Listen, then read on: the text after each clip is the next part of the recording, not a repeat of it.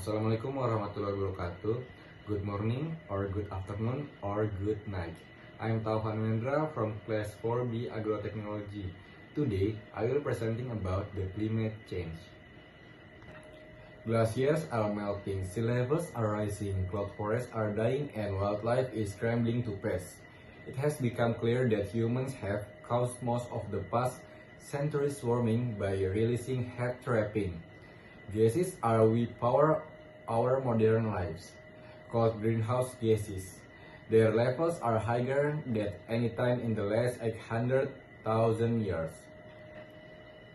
We often call the result global warming, but it is causing a set of changes to Earth's climate or long-term weather patterns that varies from place to place. Will many people think of global warming and climate change as synonyms? Scientists use climate change when describing the complex shifts now affecting our planet's weather and climate change systems, in part because some areas actually get cooler in the short term. Climate change not only rising average temperatures but also extreme weather events, shifting wildlife populations and habitats, rising seas, and range of other impacts. All of those changes are emerging as humans continue and to add heat-trapping greenhouse gases to the atmosphere, changing the rhythms of climate that all living things have come to rely on. What will we do? And what can we do to slow this human-caused warming?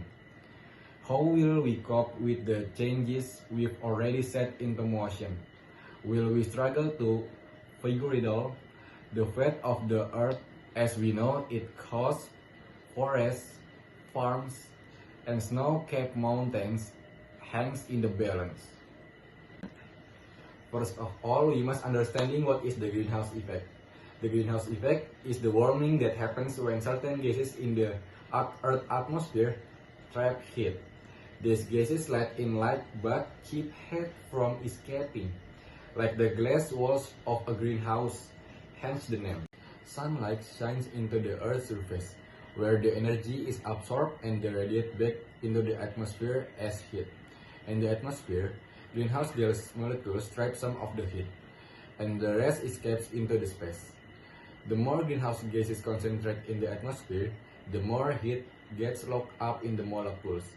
Scientists have known about the greenhouse effect since 1824. When Joseph Fourier calculated the Earth would be much cooler if it had no atmosphere. This natural greenhouse effect is what keeps the Earth's climate livable. Without it, the Earth's surface would be an average of about 60 degrees Fahrenheit or 33 degrees Celsius.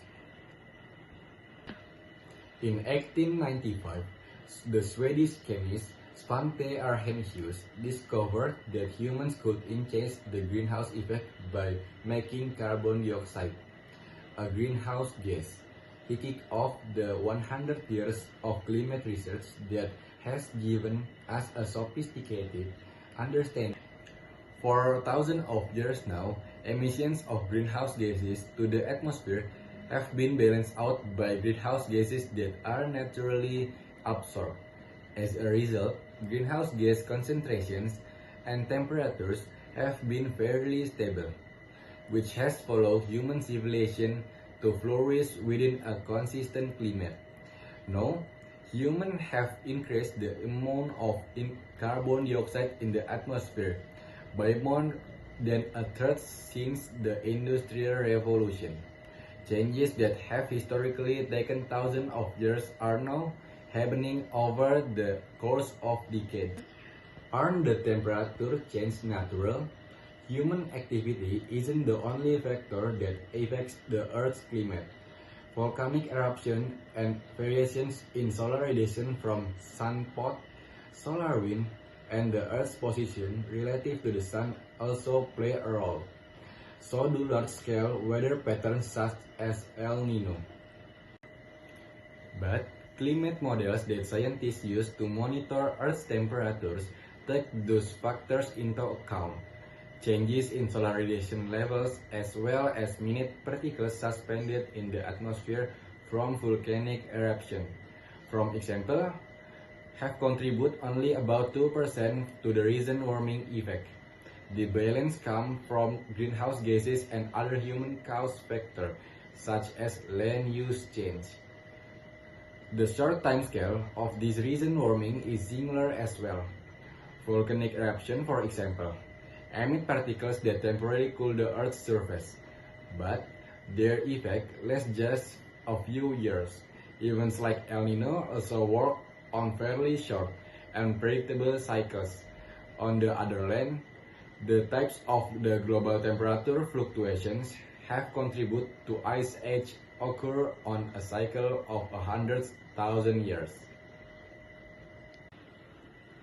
Levels of greenhouse gases have gone up and down over the Earth's history, but they have been fairly constant for the past few thousand years.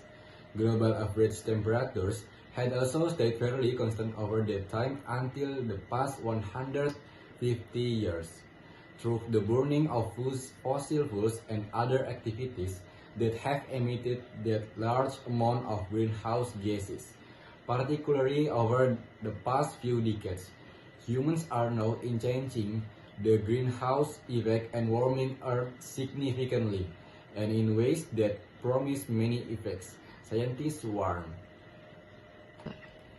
Why does this matter? The rapid rise in greenhouse gases is a problem because it's changing the climate faster than some living things can adapt to. Also, a new and more unpredictable climate poses unique challenges to all life. Historically, Earth's climate has regularly shifted between temperatures, like those we see today, and temperatures cold enough to cover much of North America and Europe with ice.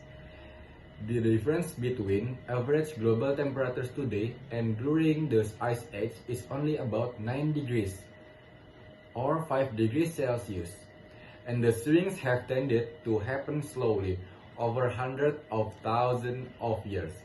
But with concentrations of greenhouse gases rising, Earth's remaining ice sheets such as Greenland and Antarctic are starting to melt too.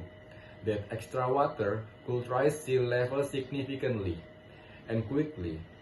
By 2050, sea levels are predicted to rise between 1 and 2.3 feet as glaciers melt.